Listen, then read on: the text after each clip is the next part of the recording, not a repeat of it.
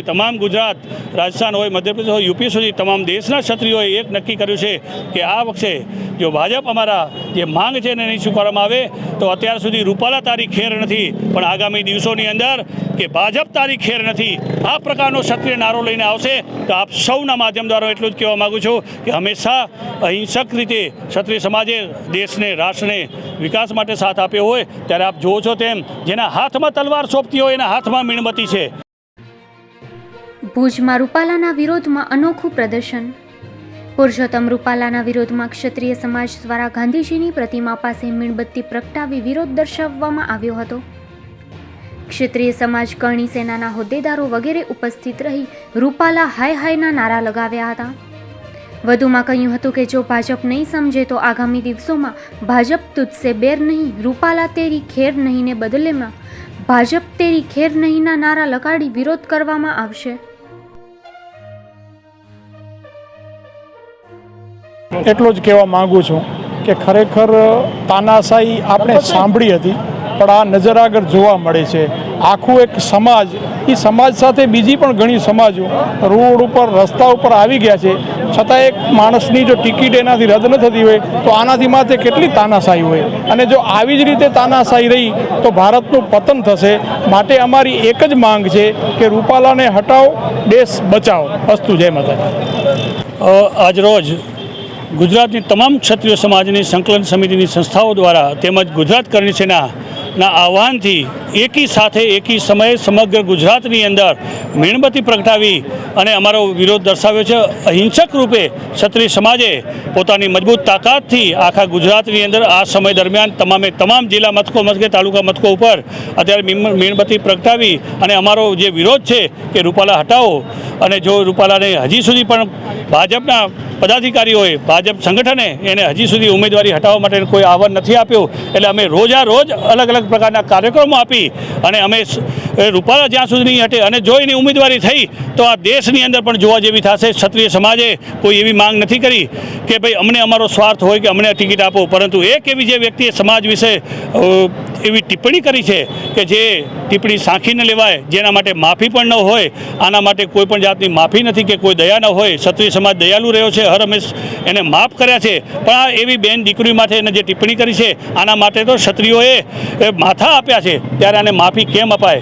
એટલે આ જો અમારી ક્ષત્રિય સમાજની માંગ સ્વીકારવામાં નહીં આવે તો રોજ અલગ અલગ કાર્યક્રમો શ્રી રાજપૂત કરણી સેના તેમજ સંકલન સમિતિ દ્વારા જે ક્ષત્રિયોની જે 90 સંસ્થાઓ ક્ષત્રિય સમાજની સાથે મળી તમામ ગુજરાત, રાજસ્થાન હોય, મધ્યપ્રદેશ હોય, યુપી સુધી તમામ દેશના ક્ષત્રિયોએ એક નક્કી કર્યું છે કે આ વખતે જો ભાજપ અમારા જે માંગ છે એને નહીં સ્વીકારવામાં આવે તો અત્યાર સુધી રૂપાલા તારી ખેર નથી, પણ આગામી દિવસોની અંદર કે ભાજપ તારી ખેર નથી આ પ્રકારનો ક્ષત્રિય નારો લઈને આવશે તો આપ સૌના માધ્યમ દ્વારા એટલું જ કહેવા માગું છું કે હંમેશા અહિંસક રીતે ક્ષત્રિય સમાજે દેશને, રાષ્ટ્રને વિકાસ માટે સાથ આપ્યો હોય ત્યારે આપ જુઓ છો તેમ જેના હાથમાં તલવાર સોંપતી હોય એના હાથમાં મીણબત્તી છે।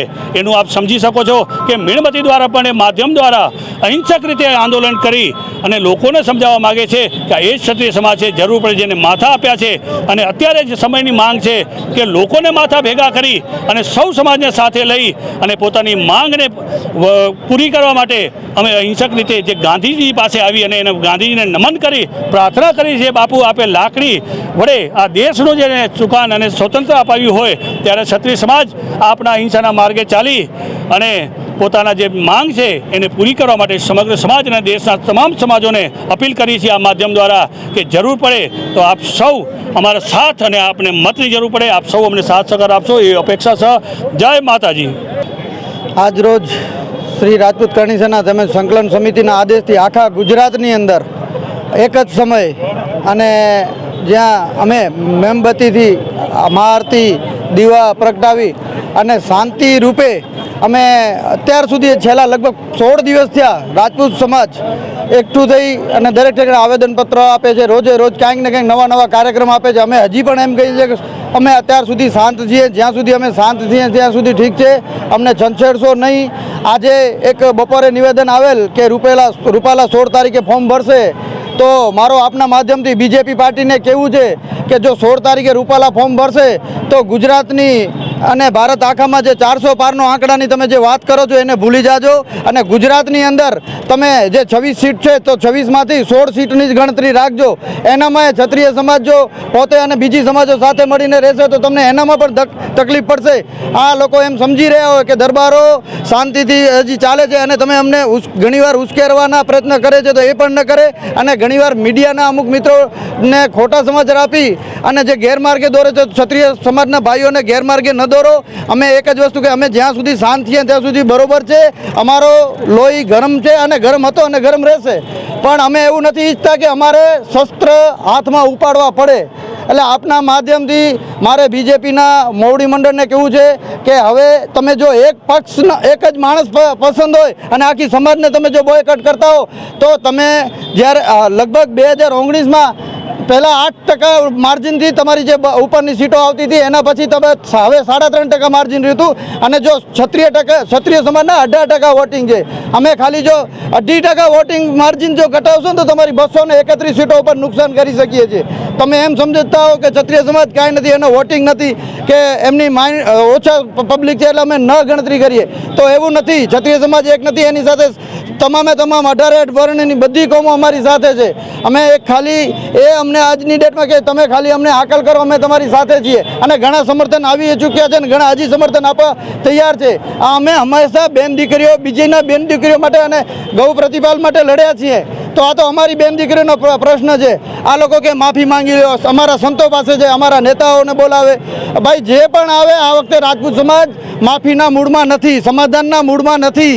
એટલે તમે બીજા મહેનત મૂકો. તમારે જો રૂપાલાને હટાવવાનો તો હટાવી લો અને કાલથી તમે રાજકોટની સીટ ઉપર જોઈ શકશો કે કાલે કેટલા ફોર્મ ખાલી ત્યાંથી ઉપડે છે અને આ ખાલી રાજકોટ પૂરતું છે. અત્યારે જો ક્ષત્રિય સમાજ એકઠું થયો ને તો ગુજરાતની 26 સીટમાંથી તમારે ત્યાંથી 384 ફોર્મ ભરાશે.